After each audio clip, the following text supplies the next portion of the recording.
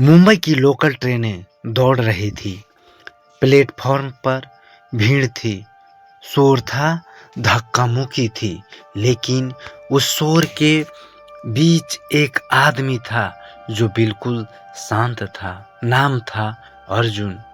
उसकी जेब में एक पुराना बटन वाला मोबाइल फ़ोन था। उस मोबाइल में सिर्फ एक चीज़ बची थी, माँ की आखिरी आवाज़। अर्जुन कभी बहुत गरीब था। उसकी माँ सीमा घर घर बर्तन मांजती थी। वह रोज़ कहती, बेटा पढ़ ले, मैं झाड़ू उठा लूँगी, पर तू किताब मत छोड़ना। रात में जब पूरा मोहल्ला सो जाता, माँ मिट्टी के चूल्हे के पास बैठकर उसके लिए रोटी सेकती और कहती, एक दिन तू बड़ा आदमी बनेगा और मैं दूर से तुझे देखूंगी। अर्जुन हंसकर कहता, दूर से क्यों, आप मेरे पास रहोगी। माँ मुस्कुरा देती, पर उसकी आंखों में जैसे कोई राज छुपा था। एक दिन अर्जुन का इंटरव्यू था, बहुत बड़ा मौका, वह जल्दी में था।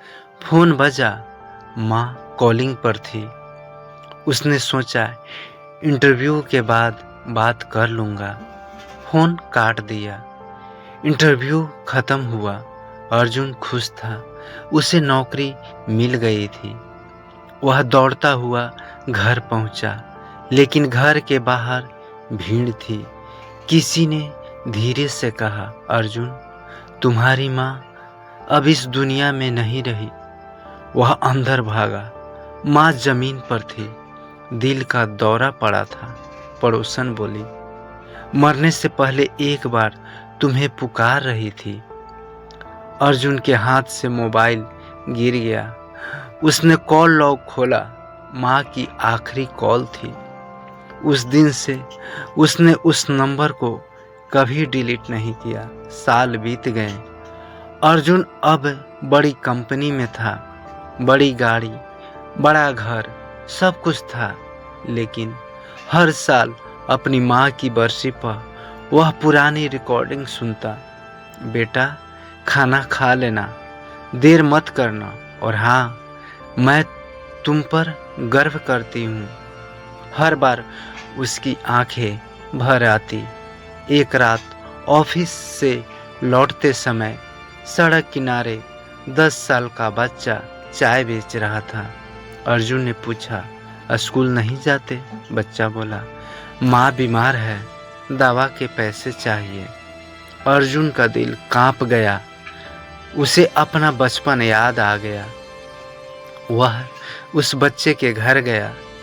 एक टूटी झोंपड़ी, अंदर उसकी माँ खांस रही थी। वह दृश्य देखकर अर्जुन की आंखों के सामने अपनी माँ का चेहरा याद आ गया। अगले दिन अर्जुन ने ऑफिस में घोषणा की, वह अपनी सैलरी का आधा हिस्सा गरीब बच्चों की पढ़ाई के लिए और बीमार माताओं के इलाज में लगाएगा। लोगों ने कहा, पागल हो गए हो? अर्जुन मुस्कुराया, मैं देर से ही सही, पर अपनी माँ का फ़ोन अब उठा रहा हूँ। कुछ महीनों बाद वही चाय बेचने वाला बच्चा स्कूल ड्रेस में अर्जुन के सामने खड़ा था। वह बोला, अंकल मेरी माँ ठीक हो गई और मैं बड़ा होकर डॉक्टर बनूंगा। अर्जुन के आंखों में आंसू थे।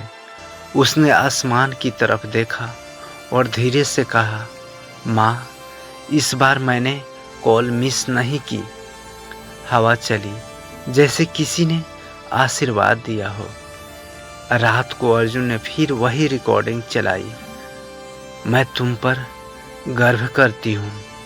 इस बार वह रोया नहीं, वह मुस्कुरा रहा था, क्योंकि उसने समझ लिया था माँ की आखिरी आवाज़ सिर्फ एक रिकॉर्डिंग नहीं थी, वह एक जिम्मेवारी थी। जिंदगी में सब कॉल बैक हो सकते हैं, लेकिन माँ का आखिरी कॉल नहीं।